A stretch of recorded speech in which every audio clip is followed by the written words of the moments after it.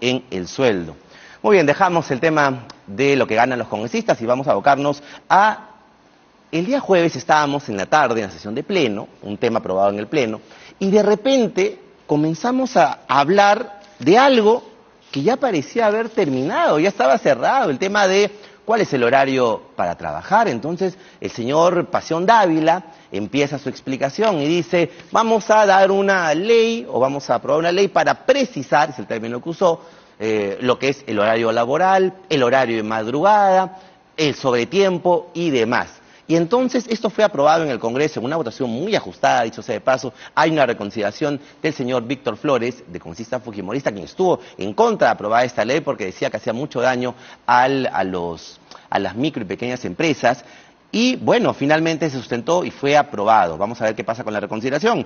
Hablan o declaran Pasión Dávila, presidenta de la Comisión de Trabajo, y Víctor Flores, congresista de Fuerza Popular. Escuchemos. En los centros de trabajo, donde las labores se organizan por turnos que comprenden jornadas en horario nocturno. Estos deberán ser rotativos. Asimismo, cuando la jornada se realiza en horario nocturno, se deberá garantizar periodo de descanso de por lo menos 11 horas antes de que inicie el siguiente turno. El trabajador que labore en horario nocturno perciba una sobretasa de 35% en lugar... ¿Cuál es el sustento para que con ese análisis que han hecho pueda llegar a ser 35%? No nos olvidemos que esta es una norma que va a afectar a muchas MIPES y pymes que trabajan en la noche o que hacen un trabajo nocturno. Las mismas municipalidades que trabajan en la noche en alcantarillado, agua, desagüe, pistas, veredas. Muy bien, vamos ahora a conversar respecto a este tema para que nos aclare un poco la situación, qué es lo que significa, qué trascendencia hay y demás, y si puede afectar o no a la empresa privada. Por lo menos el señor Toyama, un especialista también, laboralista, ha dicho que la ley atenta contra las libertades de la empresa y sus empleados, mientras que Luis Santa Cruz, consejero laboral del estudio Miranda y Amado, dice que esto podría significar el cierre de los turnos nocturnos, si es que, como dice la ley, tiene que aumentarse el pago de 30% a 35%. Bueno, hemos invitado a Cristian Sánchez, él ha sido ministro de Trabajo y nos acompaña aquí en vivo. Señor Sánchez, ¿cómo está? Bienvenido.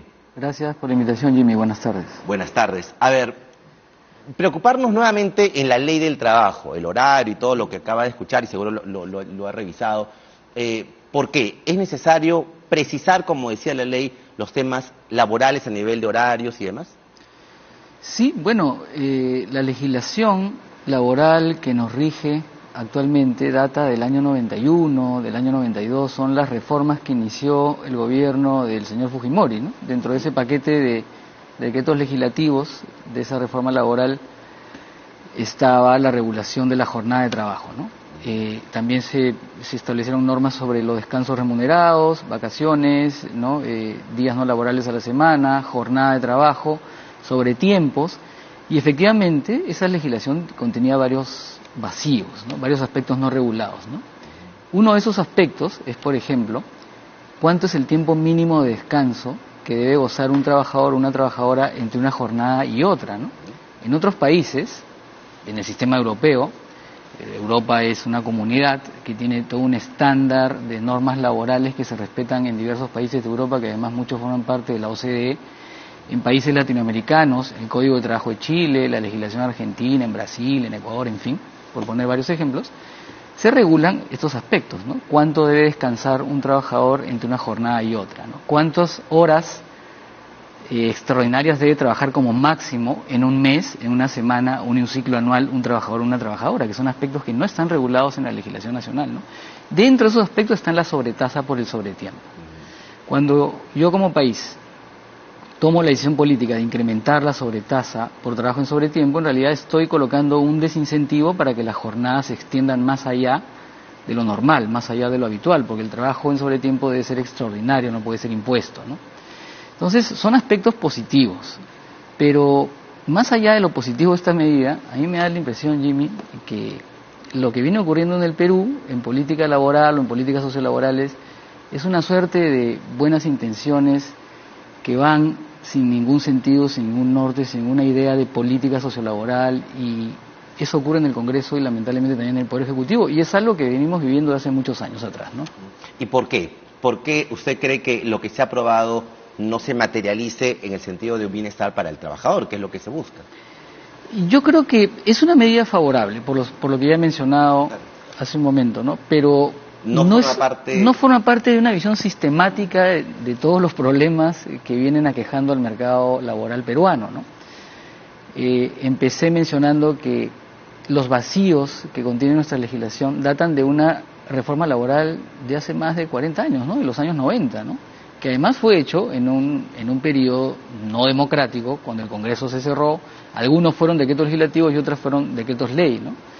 Entonces, perder la visión sistemática de los problemas, perder una visión sistemática de las políticas sociolaborales y dar reformas parciales, mínimas, no atacan todos los problemas que venimos acusando en el Perú. Y el principal, la informalidad laboral, ¿no? Claro, ¿y la reforma se tiene que dar desde el Congreso o puede tener una iniciativa legislativa? Porque usted fuera de Cámara me decía, del Ejecutivo, perdón, usted me decía que fue ministro 8 meses.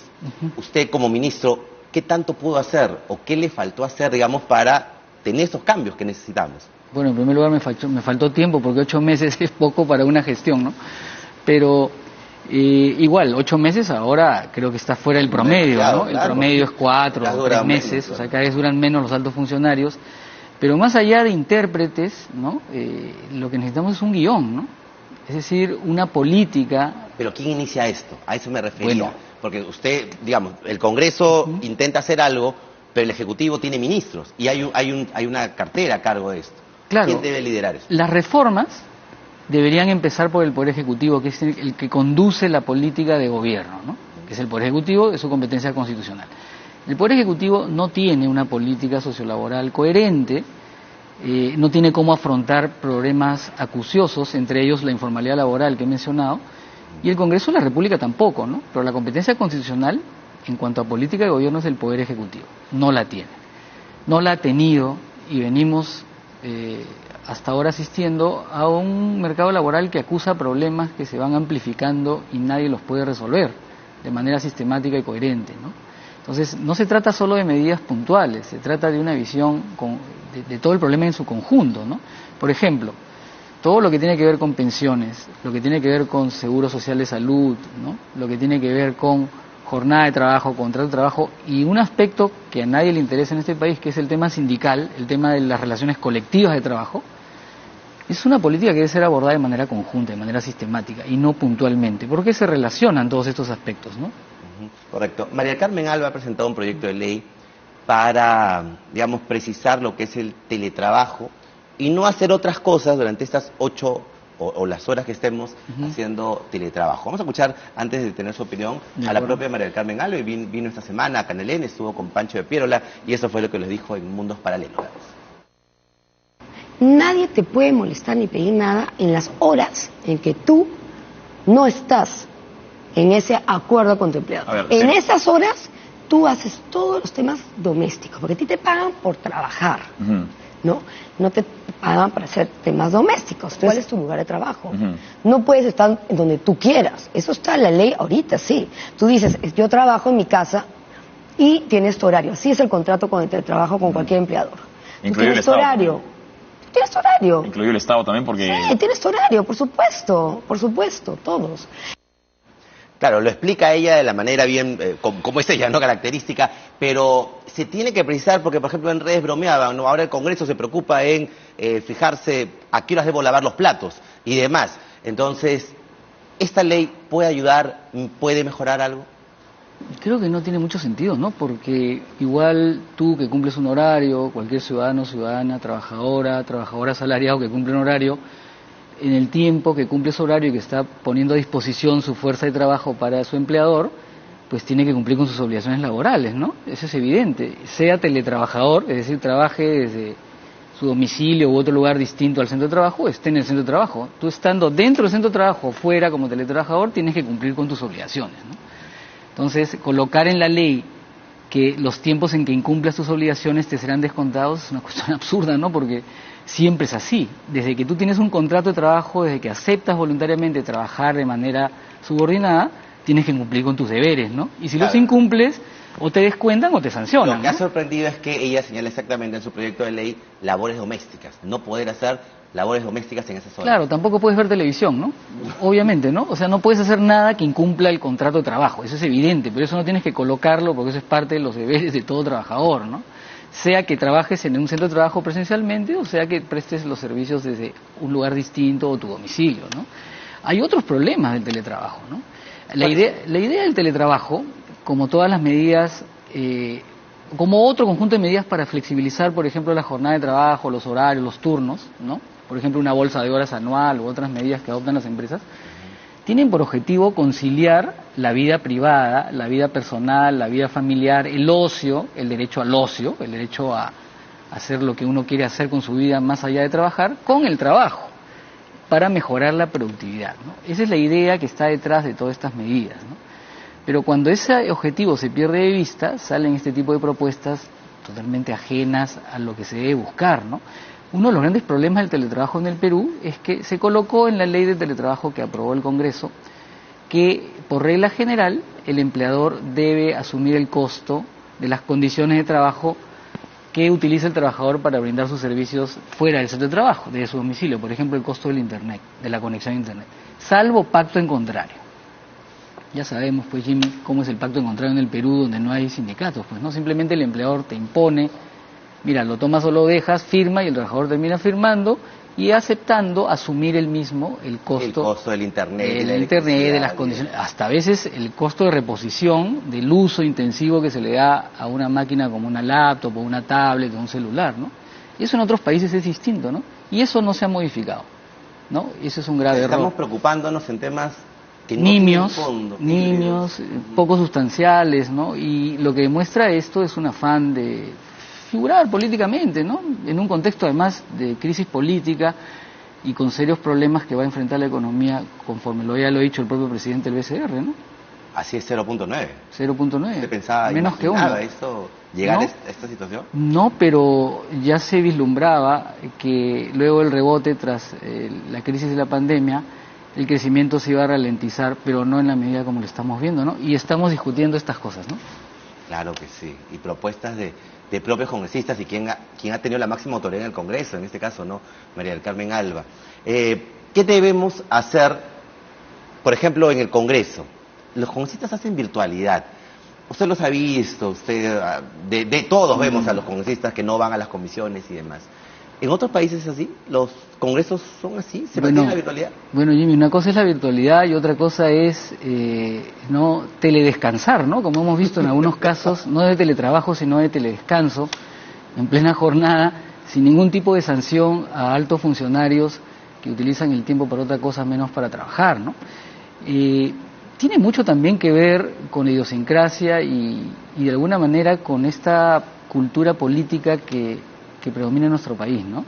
Porque quienes deberían dar el ejemplo en los casos más groseros que hemos visto de personas que estaban desde una playa, si mal no recuerdo, ¿no? Despachando, nada menos que un alto funcionario, invitan a este tipo de propuestas, ¿no? Pero este tipo de propuestas, repito, no son coherentes con los problemas que viene padeciendo el Perú, ¿no?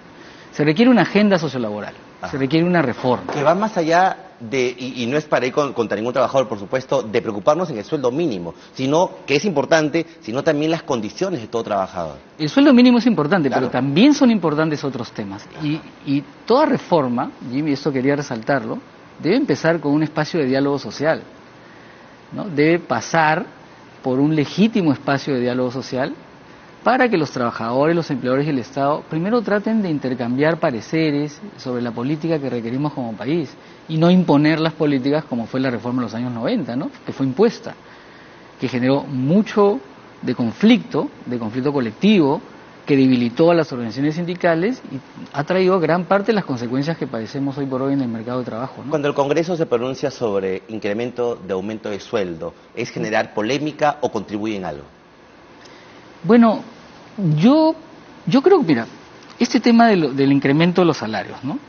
Yo creo que tiene dos perspectivas. La primera es llegar a cumplir con una meta constitucional, que es tener una remuneración mínima vital que no responda a la decisión política del gobierno de turno, que no se manipule políticamente algo que debe estar en una norma con una fórmula consensuada por trabajadores y empleadores que tiene dos criterios objetivos, no políticos, sino técnicos y objetivos, que es costo de vida, ¿no? Y el tema de productividad. Y de otro lado, más allá de la remuneración mínima vital, hay que tener una política de cómo los salarios en ciertas actividades prósperas pueden mejorar conforme mejora la productividad de ese sector y conforme mejora la riqueza empresarial de ese sector, ¿no? Un ejemplo es construcción civil. Tiene relaciones colectivas sanas entre la Federación de Trabajadores de Construcción Civil del Perú, ¿no? La Cámara Peruana de la Construcción, una paz laboral de más de 20 años, celebrando convenios colectivos y una actividad que ahora está golpeada por la crisis económica, que está decreciendo, pero que en todos estos años ha permitido, a través de ese diálogo fructífero entre la Federación de Trabajadores de Construcción Civil y la Cámara Peruana de la Construcción, mejorar los salarios y mejorar la productividad. Eso se puede replicar en otras actividades, ¿no? ¿Y las mafias en construcción civil? Porque siempre se habla de eso. Bueno, creo que ese fenómeno empezó a decrecer. Y empezó a decrecer por una decidida acción política, hay que recordarlo, del Ministerio de Trabajo en ese momento, del Ministerio del Interior y de los actores sociales, de la Cámara Peruana de la Construcción y las legítimas organizaciones de trabajadores que velaron porque a la actividad ingresen personas que se dedican profesionalmente, por profesionalizar cada vez más a la actividad y controlar el ingreso de advenedizos a esa actividad, ¿no? Nos falta diálogo, ¿no? Nos falta diálogo, por supuesto, es un elemento crucial para la democracia y para abordar cualquier política pública seria, ¿no? Y declaraciones, por ejemplo, como el señor Montoya, que seguro lo escuchó. Digamos, la gente gana muy poco en este país. Por el Congreso están, cuánto comercio ambulatorio tratando de ganarse la vida día a día, con un sol, poco a poco, y tenemos un señor que no está contento con el sueldo, que habla de que debería mejorarse. Bueno, habría que recordarle cuánto es el promedio de un ingreso asalariado según la planilla electrónica, no pasa de los 2.500 soles, ¿no? Ese es el promedio en la planilla electrónica, ¿no? El trabajo formal. En el trabajo informal es mucho menor, es menos de la mitad de ese monto, ¿no? Ay, cuánto por hacer. Señor Sánchez, muchas gracias. Muchas gracias a ti. Cristian Sánchez, gracias, el ministro de Trabajo, nos acompañaba analizando un poco propuestas en el Congreso. Algunas como ya híbridas, como la de señora Alba, y no hacer temas domésticos, ¿no? En el teletrabajo, y otros como aprobados en el Congreso, que vamos a ver qué es lo que pasa con esta reconsideración para el trabajo nocturno. 6:30, pausa, regresamos.